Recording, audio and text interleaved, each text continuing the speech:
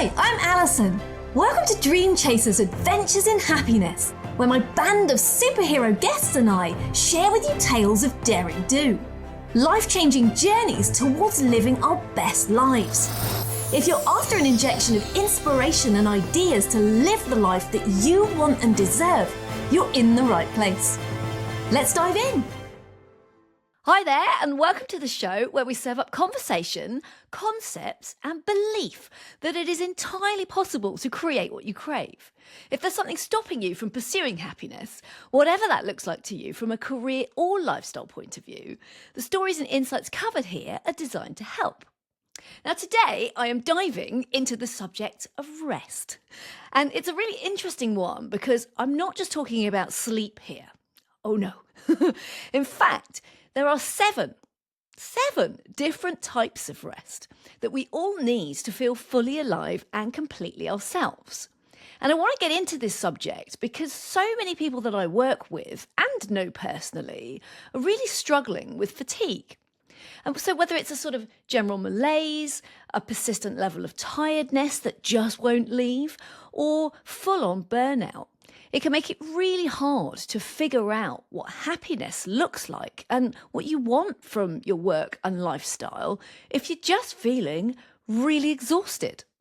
So in this episode, I'm going to get into the ins and outs of rest, covering the 7 different types to help you think about what potentially you might need more of and the kind of actions that you can take to top it up.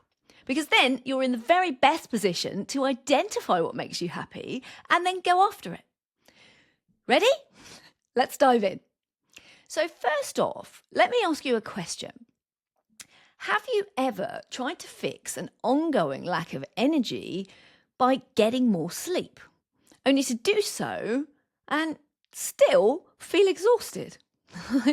So if that's you, if the answer is yes, here's the reason. Sleep and rest are not necessarily the same thing, although many of us associate and confuse the two.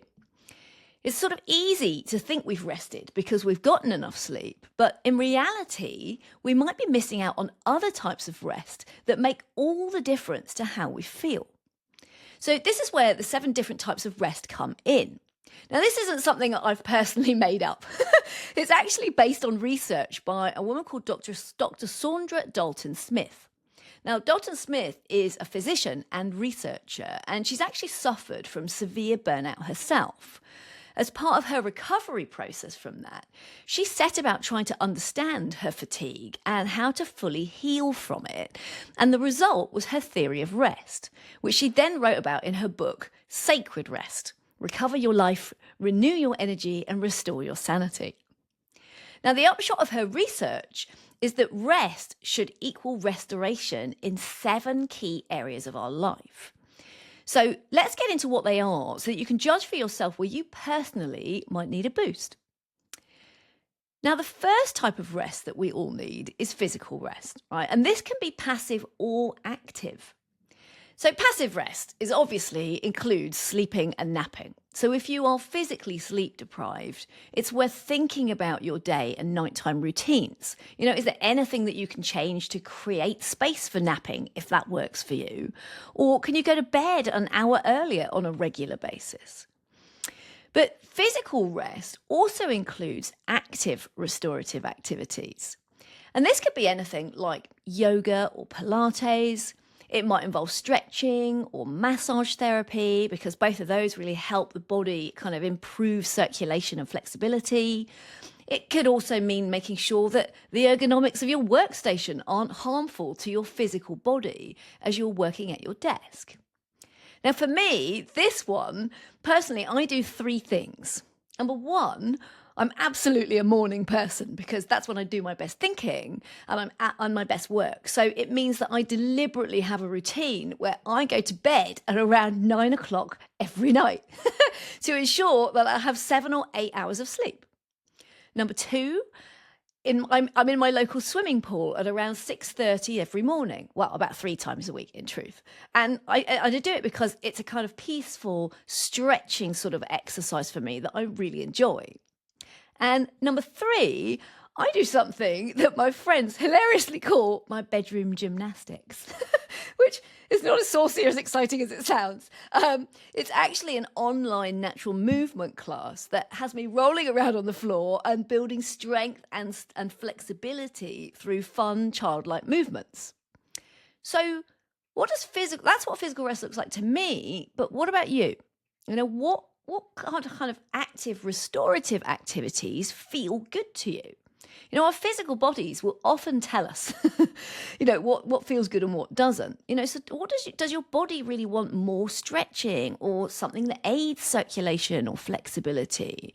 What might feel fun to add in or swap out for something else? So that's physical rest. The second type of rest is mental rest. Now, this involves boundaries or activities that help you slow down and quiet your mind and reduce the busy brain that we all have so that you can sleep at night without your mind racing and you can concentrate properly and recall information without that unnecessary brain fog. Now, in a work context, this might involve scheduling short breaks every couple of hours. It could be as simple as putting an alarm in your phone and taking a couple of minutes to move away from your desk and stretch and breathe for a moment. It just helps remind you to slow down. Or it might involve holding boundaries around your lunch break, something I used to be spectacularly bad at, so that you actually take it each day and make yourself unavailable for meetings and phone calls during that time. If you find it easy to take your work home with you, it might help to keep a notepad by your bed to jot down any nagging thoughts that might potentially keep you awake. Or you might practice something called open focus, which is a relaxed form of attention rather than a tense, narrow survival mode form of attention that I think most of us find ourselves in very easily. One example of this is to focus on an object in a room, so say a lamp, and really put all of your attention on that lamp for a moment. And then after a short kind of 30 seconds, without moving your head, sort of broaden your awareness out to your peripheral vision so that you take in everything in the room. So as far as your eyes can see without moving them. And then after a period of time, imagine what you can see as far up and as far down and as far left and as far right as possible. And then go back to the narrow focus. So go back to just simply looking at the lamp itself.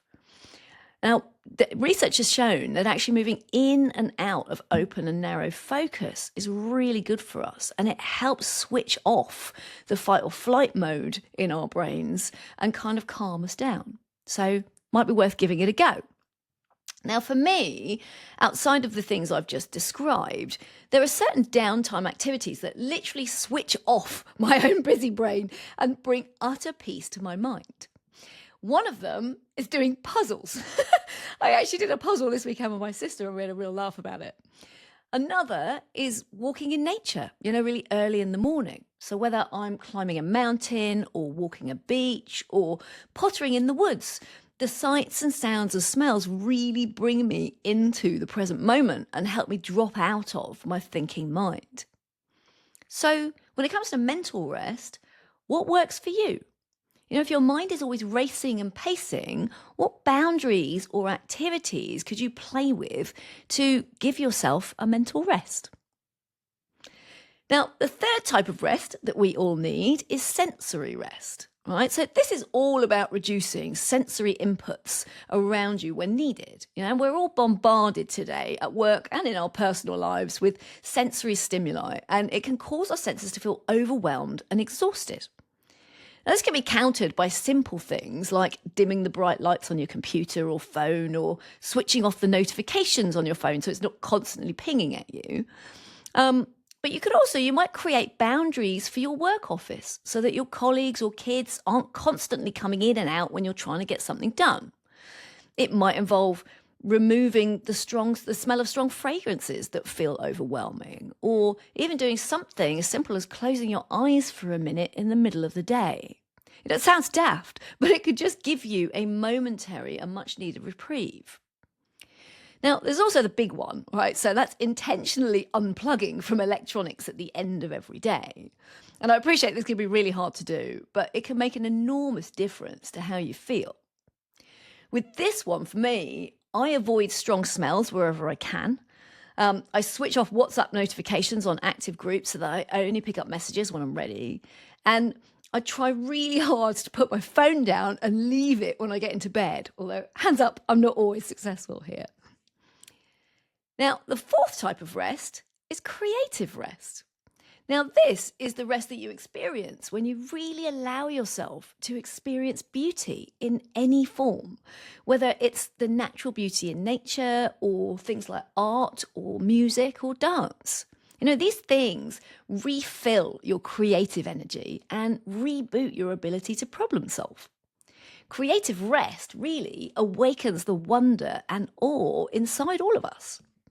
So, how often do you allow yourself to take in the beauty of the outdoors? Even if it's just at your local park or in your back garden. How much time do you spend indulging in or immersing yourself in creative pursuits that light you up? You could even turn your workspace into a place of inspiration and play by putting up images of places you love or works of art that speak to you, or by playing music that lifts you up. Now, on this one, nature is a big one for me, and so I get out in it as much as I can.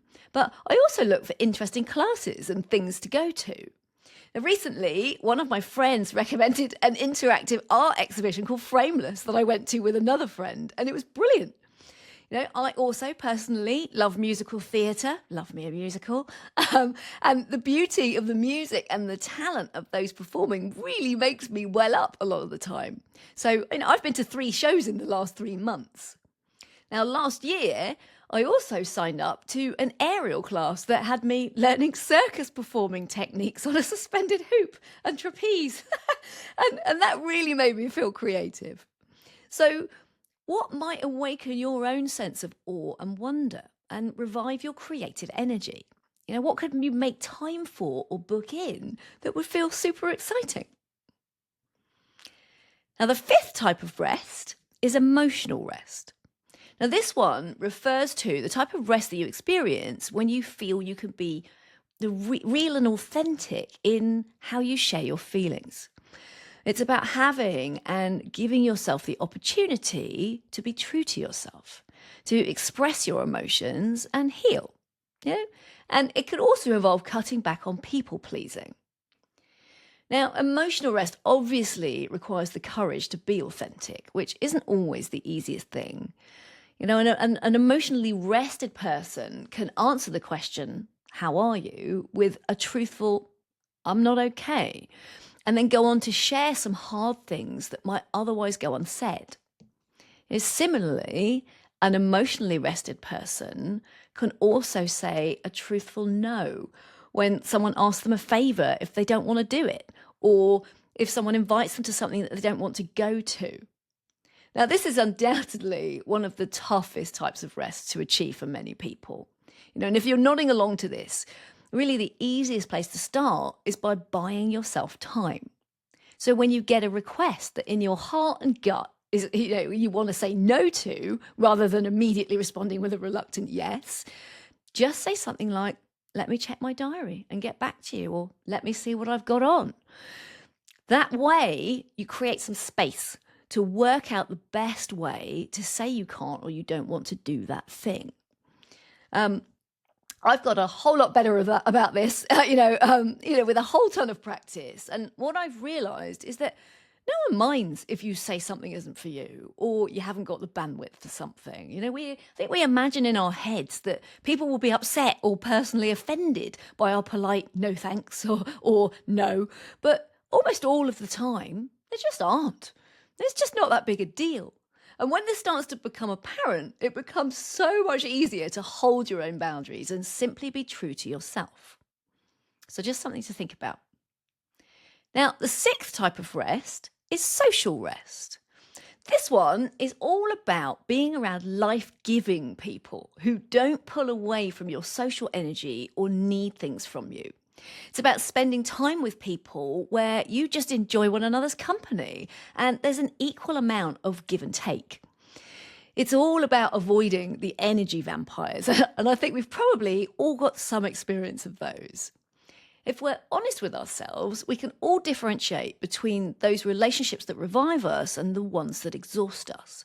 So have a think about who you're spending your time with, both professionally and personally. Are you surrounding yourself with positive, supportive people who you could consciously up the percentage of, and can you consciously up the percentage of those people in your life?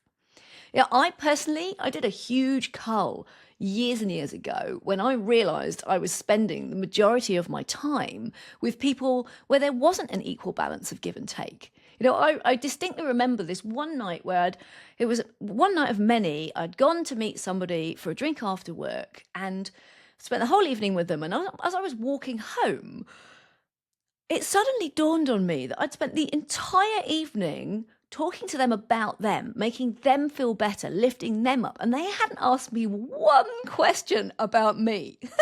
There had been nothing about how I was or what I'd been up to. And so there was a complete imbalance. And that realization made me stop and genuinely cut out a whole ton of people that there was no give and take with. Now, the 7th type of rest is spiritual rest. This one talks to the ability to connect beyond the physical and mental and feel a deep sense of belonging and of love and acceptance and purpose. It can link to religious faith for some, but it absolutely doesn't have to. So whatever your belief system or not, spiritual rest can be achieved through things like meditation or community or club involvement, or by doing things that benefit someone else in some way. Whether that's officially volunteering or just helping a neighbour or a friend or a family member with something, or by doing work that feels meaningful and purposeful to you, whatever that might be. Now, spiritual rest ultimately comes from feeling that your work and or what you do personally matters in some way. Now, for me, I have a very strong and pretty alternative belief system that gives me a deep sense of peace and purpose. And my work now speaks to my heart and provides a real sense of meaning. Plus I'm in various communities, including my very close-knit family, my neighbours, my swimming tribe. And that provides an incredible sense of belonging, especially for me in the last year, having lost my husband. So if you feel that your spiritual rest could be stronger, have a think about what gives you a sense of love and acceptance and belonging and purpose, and explore options for boosting your quota of those things, be they people, activities, or your belief system. So there you have it, the 7 types of rest. Now, if you're feeling depleted and you want to pinpoint your own rest deficits, there's a really easy way to do this. So Dr Saundra Dalton-Smith has a free rest quiz based off her research that will tell you which areas you need to top up. Now, I've included a link to the quiz in the show notes, so have a go at it and see what you learn. And I've also included a link to her Sacred Rest book. So that's it for this episode. I really hope it's got you thinking about your own rest quota and how you might increase energy in feel-good ways. And if you know anyone who is suffering from fatigue of any kind who might benefit from listening to this episode, please do share it. And until next time, just know that I believe in you and your ability to enhance your own energy to live your fullest and most happy life. So go do your thing. Thank you for listening today. I hope our time together has got you thinking about your own adventure in happiness. So please do get in touch. I'd love to hear more about your story.